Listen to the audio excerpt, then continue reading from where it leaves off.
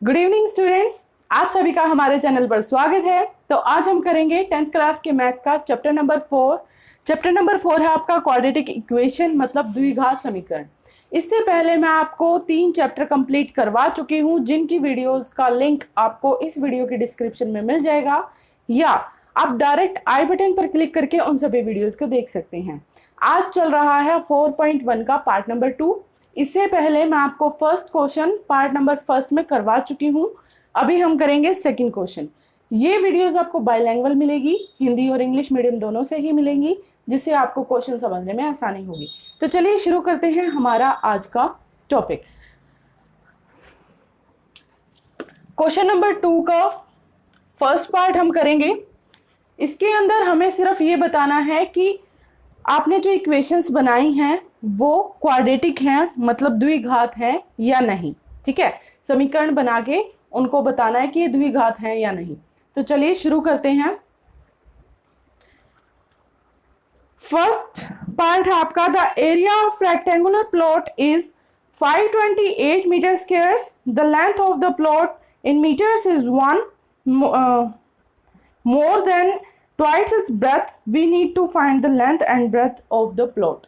देखो इसने क्या बोला है कि किसी रेक्टेंगुलर प्लॉट का मतलब आयताकार प्लॉट का जो क्षेत्रफल है वो 528 मीटर वर्ग है। ठीक है, लेंथ जो है इसकी लंबाई है वो इसकी चौड़ाई के दुगने से एक ज्यादा है, चौड़ाई के दुगने से एक ज्यादा है। तो आपको इसकी लेंथ और ब्रेथ दोनों ही निकालनी है। ठीक है, तो आप इसको कैसे करोगे? सबसे पहला वही let breath of the plot. हमने प्लॉट की ब्रेथ क्या ले ली? x metres. ठीक है, x मीटर्स मैंने इसकी ब्रेथ ले ली। तो according to the question, question के अकॉर्डिंग मतलब प्रश्न के अनुसार लेंथ ऑफ द प्लॉट क्या हो जाएगी? आपकी लंबाई क्या हो जाएगी? 2x plus 1 metres. क्या बोला था इसने कि जो लंबाई है वो उसकी चौड़ाई के दुगने से एक ज्यादा है ना, दुगने से एक ज्यादा है। अब एरिया क्या होता है आपका? एरिया इसने दिया कितना है? 528 मीटर स्क्वायर। वैसे नॉर्मली एरिया का फॉर्मूला क्या होता है? नाउ एरिया का फॉर्मूला क्या हुआ? Length into breadth. लेंथ क्या है आपकी? 2x प्लस 1 मल्टीप्लाई में x। ठीक है, इज इक्वल टू क्या हो जाएगा आपका एरिया? 528। ठीक है ना। अब इसकी और इसकी मल्टीप्लाई कर दो, x into 2x, 2x square plus x into 1 x is equal to 528। ये इस तरफ आके माइनस में, तो ये हो जाएगा 2x square plus x minus 528 is equal to 0। अब ये चेक करो कि ये एक क्वाड्रेटिक इक्वेशन है या नहीं, मतलब क्या ये एक द्विघात समीकरण है या नहीं। द्विघात समीकरण या फिर क्वाड्रेटिक इक्वेशन क्या थी? जिसकी हाईएस्ट पावर 2 हो, जिस इक्वेशन में लार्जेस्ट पावर 2 हो, मतलब सबसे बड़ी घात 2 हो, वो क्या होती है? आपकी द्विघात समीकरण होती है ना। तो इसकी सबसे बड़ी घात क्या है? देखो सबसे बड़ी घात क्या है इसमें? 2 है। ठीक है, तो इसीलिए ये क्या है? आपकी एक क्वाड्रेटिक इक्वेशन है, द्विघात समीकरण है। समझ आया? अब उसके बाद चलिए नेक्स्ट पार्ट करते हैं। नेक्स्ट पार्ट भी सेम है, आपको इक्वेशंस बनानी है। इक्वेशन बनाने के बाद ये बताना है कि वो क्वाड्रेटिक है या नहीं।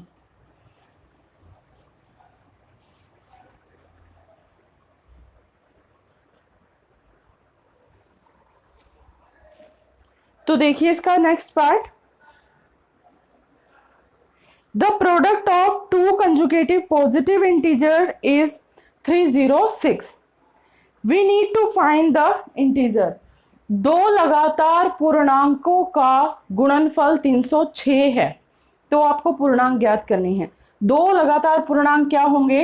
लेट द फर्स्ट इंटीजर, जो पहला इंटीजर है वो क्या होगा आपका? x। पहला इंटीजर मैंने x मान लिया, मतलब पहला पूर्णांक मैंने x मान लिया, तो दूसरा क्या हो जाएगा x जमा 1।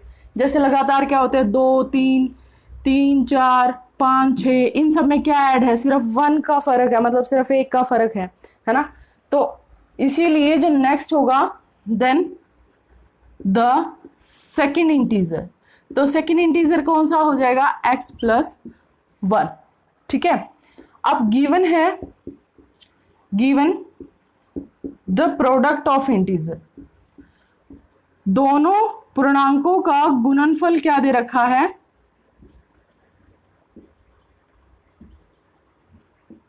306, मतलब 306। ठीक है, तो अकॉर्डिंग टू द क्वेश्चन, अब क्वेश्चन के अनुसार मतलब प्रश्न के अनुसार क्या हो जाएगा, x into x plus 1 is equal to 306।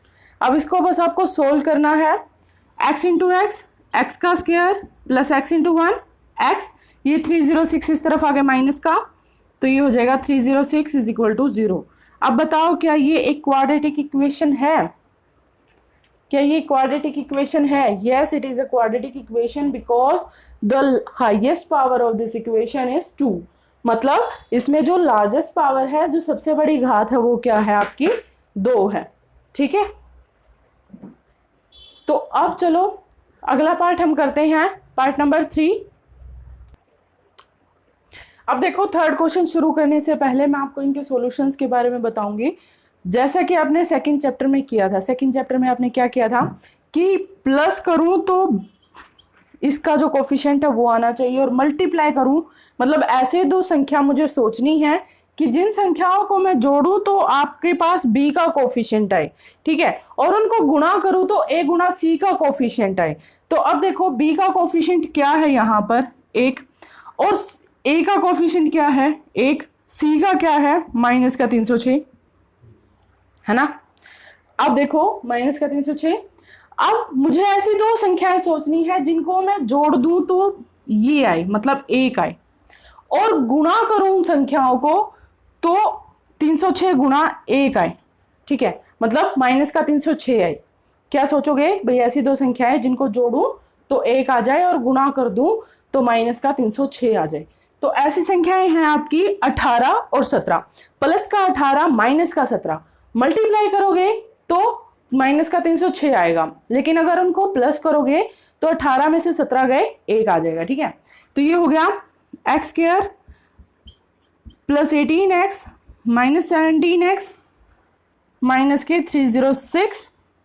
ठीक है, अब मैंने जैसा मतलब सेकंड चैप्टर में मैं करवा चुकी हूँ ऑलरेडी, तो अब देखो इनके मैंने 2 के पेयर कर दिए। यहां से क्या कॉमन है आपका x, तो इसके अंदर से आ गया x प्लस 18। ठीक है, और यहां से आ गया आपका माइनस 17 कॉमन, यहां से फिर आ जाएगा x प्लस 18। अब इनमें से एक उठा लो और इन बाकियों को एक साथ कर दो। ठीक है, इनमें से एक उठाओ, एक उठाया मैंने तो x प्लस 18 हो गया, और बाकी सारा एक साथ कर दो, मतलब बचा क्या ये और ये, इसको एक साथ लिख दो तो ये क्या बन गया x माइनस 17। ठीक है, x माइनस 17। तो अब देखो x इक्वल्स मतलब x प्लस 18, ये सारा बराबर में 0 था, तो इसका मतलब x प्लस 18 0 हो सकता है, या x माइनस 17 ये भी किसके बराबर होगा 0 के बराबर होगा। तो इसका मतलब x या तो माइनस का 18 होगा या 17 होगा। ठीक है, ये इसके आंसर्स हैं। ठीक है ना, इस टाइप से आप करवाओगे। आपके क्वेश्चन में मुझे पता है सिर्फ इतना दिया है कि इक्वेशन बताओ, सिर्फ इक्वेशन बताओ, लेकिन आगे इसको सोल्व करने में कोई दिक्कत तो है नहीं भाई, सोल्व करने का तरीका भी तो आपको पता होना चाहिए। सेकंड चैप्टर में जैसे करवाया है सेम एज इट इज बिल्कुल वैसा का वैसा करना है। ठीक है, तो अब देखो क्वेश्चन में आपको सिर्फ कितना बोला था, क्या बोला था कि ऐसे पूर्णांक आपको ज्ञात करने हैं जो आपकी समीकरणों को सेटिस्फाई करते हो, है ना। तो वो पूर्णांक हमने ज्ञात कर दिए माइनस का 18 और 17। ठीक है, तो अब चलिए करते हैं हम इसका next part.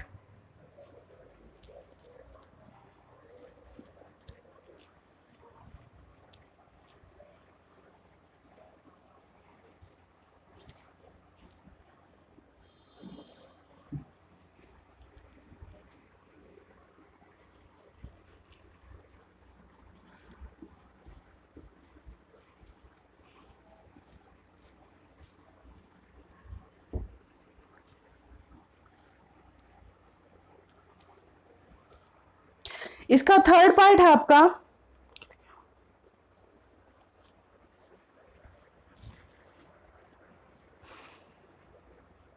Rohan's mother is 26 years old than him.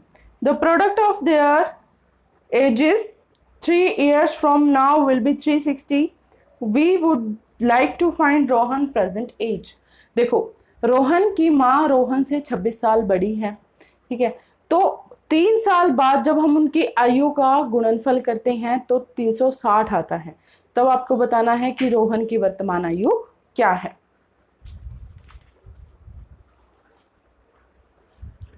देखिए थर्ड पार्ट है इसका। पहले इसकी इक्वेशन बनाते हैं।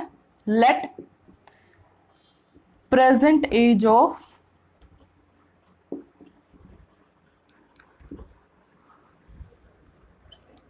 रोहन, रोहन की प्रेजेंट एज क्या है आपकी x ईयर्स, ठीक है, x years. Then age of his mother, इसकी जो माँ है उसकी एज क्या हो जाएगी आपकी x + 26, ठीक है, वो उससे 26 साल बड़ी थी तो x + 26। After 3 years, after 3 years, 3 साल बाद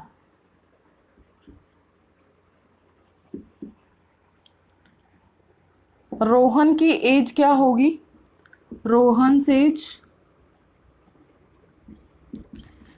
3 साल बाद रोहन की उम्र क्या होगी x + 3, x + 3। तो रोहन की जो मदर है, मदर एज क्या हो जाएगी, मतलब माँ की आयु है वो क्या हो जाएगी आपके पास x + 26 प्लस में 3, ठीक है। तो अब अकॉर्डिंग टू द क्वेश्चन, मतलब क्वेश्चन के अकॉर्डिंग क्या था आपके पास कि 3 साल बाद जब हम उनकी उम्र का गुणनफल करते हैं, जब हम उनकी उम्र का गुणनफल करते हैं तो ये 360 आता है, ठीक है। अब इसका कर दो x × x, x², x × 29, 29x, 3 × x, 3x, 29 × 3, 87, ये 360 इस तरफ आके माइनस का = 0, है ना। अब इसको सॉल्व कर दो, x² + 32x - 273 = 0। This is the required equation, मतलब ये जो इक्वेशन आपको चाहिए थी ये वो है जिस इक्वेशन के बारे में क्वेश्चन ने बोला है। लेकिन अब वो बोलता है कि रोहन की वर्तमान आयु को भी ज्ञात करना है, रोहन की वर्तमान आयु को भी आपको ज्ञात करना है। तो उसके बारे में देखो क्या करोगे, मैंने जैसे आपको बताया भाई ऐसे दो नंबर्स फाइंड आउट करो जिनको मैं प्लस कर दूं तो प्लस का 32 आना चाहिए। जिनको अगर मैं प्लस करूं नंबर्स को, दो ऐसी संख्याएं ज्ञात करो, दो ऐसी संख्याएं सोचो जिन संख्याओं को जोड़ू तो 32 आए और गुणा करूं तो माइनस के 273 आए, ठीक है। तो ऐसी संख्या मैंने ले ली, यहां देखो ऐसी संख्या मैंने ले ली x² प्लस की 39x माइनस की 7x, 39 × 7 273, हाँ, और 39 + 7 32, ठीक है। तो यहाँ आ जाएगा माइनस के 273 = 0। अब इसमें से वही कॉमन फाइंड आउट कर दो, दो दो के जोड़े बना के मैंने ये दो जोड़े बना दिए। अब कॉमन फाइंड आउट किया तो x यहाँ से कॉमन, यहाँ आ गया x + 39 और यहाँ से -7 कॉमन, यहाँ आ जाएगा x + 39। अब जो दो एक जैसे हैं उनको एक बार लिख लो, तो दो एक जैसे कौन से हैं x + 39 और बाकी बचे हुए को अलग लिख लो, ठीक है। एक बार तो x + 39 = 0 हो जाएगा और एक बार x - 7 = क्या हो जाएगा आपका 0 हो जाएगा। तो एक बार तो x क्या आ जाएगा आपका -39 और एक बार x क्या आ जाएगा आपका 7, ठीक है। अब उम्र कभी भी नेगेटिव तो हो नहीं सकती भाई, किसी की उम्र आपने सुना -2 है, -3 है, ऐसा तो हो नहीं सकता। तो इसका मतलब जो रोहन की उम्र है वो कितनी है 7 ईयर्स है, ठीक है। इसका मतलब रोहन की प्रेजेंट एज कितनी है 7 ईयर है। मतलब किसी की उम्र ऋणात्मक नहीं हो सकती, नेगेटिव नहीं हो सकती, इसलिए रोहन की उम्र है आपकी 7 साल की। ठीक है, समझ आ गया। क्वेश्चन में आपको सिर्फ समीकरण बनानी थी, लेकिन यहाँ पर छोटा सा ही सॉल्यूशन है, रिलेटेड है आपके पिछले चैप्टर से। ठीक है, सेकंड चैप्टर से रिलेटेड है। सेकंड चैप्टर की कंप्लीट डिटेल वीडियो आपको डिस्क्रिप्शन में मिल जाएगी, मैथ के प्लेलिस्ट में जाकर उसे आप देख सकते हैं, जहां से आपको ये मेथड और भी ज्यादा अच्छे से समझ आ जाएगा। तो चलिए शुरू करते हैं अब हम आपका नेक्स्ट और फाइनल पार्ट। तो अब आपका फोर्थ पार्ट है, a train travels a distance of 480 kilometres at a uniform speed if speed has been 8 kilometre per hour less than it would have taken 3 hours more to cover the same distance. तो देखो इसने क्या बोला है कि एक rail है 480 kilometre का डिस्टेंस कवर करती है। ठीक है, अगर मैं उसकी स्पीड को 1 किलोमीटर पर हावर घटा दूं तो उन दोनों का जो डिफरेंस है वो होगा 3 घंटे का। ठीक है ना, तो अब देखो करना क्या है आपको, let speed of train, speed मैंने मान ली ट्रेन की x किलोमीटर पर हावर। ठीक है, अब डिस्टेंस इसने क्या बोला है, डिस्टेंस इसने दे दिया हमें 480 किलोमीटर। ठीक है, देखो जो ट्रेन की मतलब रेल की चाल है वो है आपकी x किलोमीटर प्रति घंटा। अब जो दूरी उन्होंने दी है वो है 400 किलोमीटर की, तो टाइम क्या हो जाएगा आपका, मतलब समय क्या हो जाएगा, समय आपको पता है ना क्या होता है, दूरी बटे चाल, दूरी बटे चाल। तो दूरी कितनी है 480 की, चाल कितनी है आपकी x, ये टाइम मिल गया हमें, ये मिल गए हावर घंटे। ठीक है, अब अगर मैं चाल में से 8 घंटे घटा देती हूं, now according to the question, प्रश्न के अनुसार भाई मैं चाल में से 8 घंटे घटा देती हूं। ठीक है, और जो पहले का जो समय मिला था हमें 480 बटे x, उसमें से अगर मैं इसको माइनस कर दूं तो आपके पास 3 आता है। तो आपके पास कितना आता है 480 बटे x माइनस के 480 बटे x माइनस 8। अगर मैं स्पीड को 8 किलोमीटर प्रति घंटा कम कर देती हूँ तो मेरे पास कितना बचता है, 3 घंटे का समय बचता है। ठीक है, तो अब आप इसको सोल्व कर दो। इसकी ट्रिक मैंने आपको बताई है, इसकी मल्टीप्लाई इसके साथ, इसकी मल्टीप्लाई इसके साथ, इन दोनों की मल्टीप्लाई इसके साथ।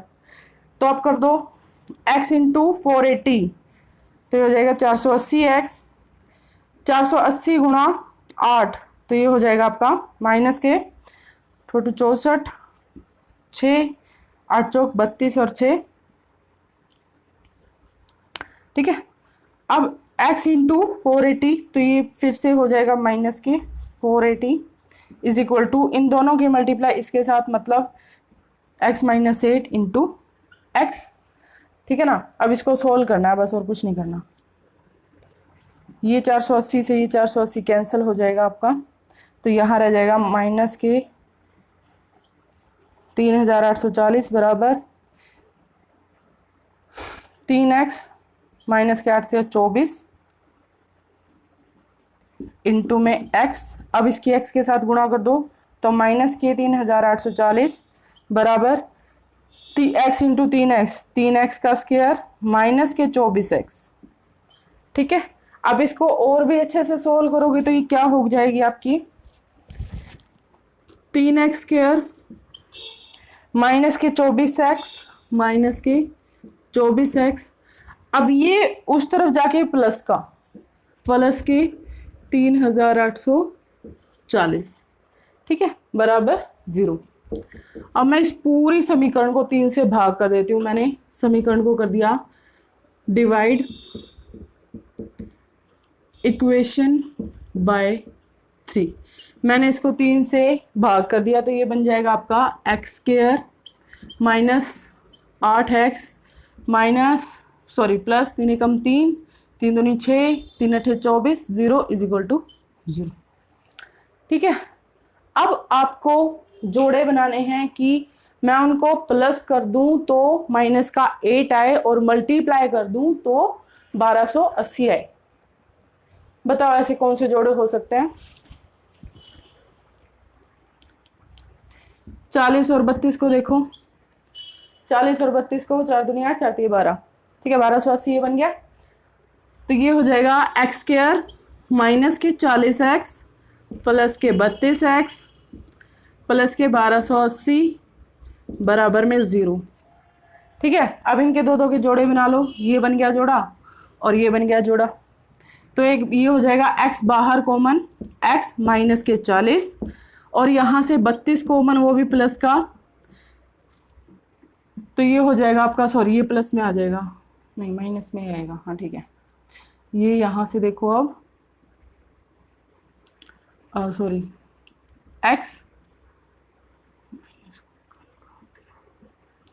x माइनस के 1280।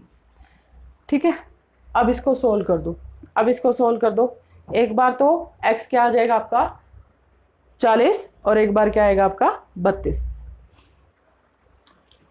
ये यहाँ पर आएगा मेरा 40। एक सेकेंड, एक बार दोबारा इसको चेक करते हैं। देख ओ सॉरी सॉरी सॉरी, ये आपकी गलती, थोड़ी सी इक्वेशन में मिस्टेक है। इक्वेशन सेम ऐसी ही आएगी, बस थोड़ा सा पलटना है आपको। 480 माइनस एक्स माइनस 8 को मैं माइनस करूंगी 480 बाई एक्स में से। ठीक है, इस स्पीड में से अगर मैं स्पीड को माइनस करती हूँ तो आपके पास 3 बचता है। ठीक है ना, अब करो इसका कॉमन, अब आएगा आंसर आपका 480x माइनस 480x प्लस के, इसकी और इसकी मल्टीप्लाई कर दो, कितना था आपका 3840 इक्वल्स, इन दोनों की मल्टीप्लाई इसके साथ 3 इंटू एक्स माइनस के 8। सेम आएगा, डिट्टो आएगा, बस ये प्लस का हो जाएगा क्योंकि ये आगे पीछे हो गए थे। तो ये हो जाएगा 3840 इक्वल्स 3x को x माइनस 8 से गुणा करूंगी तो ये हो जाएगा 3x स्क्वायर माइनस 8 24x। ठीक है, अब ये उस तरफ जाके माइनस का, बस यहाँ पर एक माइनस की गलती है और कोई गलती नहीं है इसमें। ये उस तरफ जाके माइनस का, ये यहाँ माइनस का आ जाएगा, यहाँ भैया माइनस का। तो अब अगर मैं प्लस का 32 कॉमन निकालती हूँ तो अंदर आ जाएगा x माइनस के 40। ठीक है, बस ये मिस्टेक थी छोटी सी। अब देखो ये दोनों एक जैसे हैं तो इनको रख लो कॉमन, इनको एक साथ रख दो, इज इक्वल टू में 0 था ही। ठीक है ना, एक बार x minus 40 is equal to 0, एक बार x plus 30 is equal to 0। तो एक बार तो x आ जाएगा आपका 40 और एक बार x आ जाएगा आपका माइनस 32, 32 था। ठीक है, तो अब देखो स्पीड कभी भी नेगेटिव तो हो नहीं सकती। क्या किसी की चाल ऋणात्मक हो सकती है? नहीं हो सकती, स्पीड कभी भी नेगेटिव नहीं हो सकती। तो इसीलिए ये तो आपका माना नहीं जाएगा, it is not required because it is negative. ठीक है, मतलब ये ऋणात्मक संख्या है और ऋणात्मक कभी भी चाल नहीं हो सकती, इसीलिए हाँ, x बराबर क्या आ जाएगा आपका 40, मतलब जो इसकी स्पीड है वो कितनी है 40 किलोमीटर प्रति घंटा है। समझ आ गई? ये थी आपकी एक्सरसाइज 4.1 का कंप्लीट पार्ट। एक बार दोबारा करते हैं। देखो मैंने स्पीड क्या मानी थी ट्रेन की, x मानी थी, डिस्टेंस आपके पास क्या दिया हुआ है 480 किलोमीटर दिया हुआ है। अब टाइम कितना लेगी वो, टाइम का फॉर्मूला आपको पता है, समय का फॉर्मूला आपको पता है, क्या होता है दूरी बटे समय, है ना। अब अगर मैं चाल में से 8 को घटा देती हूँ, मतलब स्पीड में से 8 को माइनस कर देती हूँ, तो स्पीड में से मैंने 8 को माइनस कर दिया। ठीक है, तो उसमें से जो पहले के जो समय है अगर मैं उसको घटाऊंगी तो 3 घंटे का समय बचता है। देखो समय का फॉर्मूला मैं यहां लिख रही हूं, समय is equal to distance upon speed, मतलब दूरी बटे चाल। ठीक है, अब उसी हिसाब से मैंने ये कर दिया।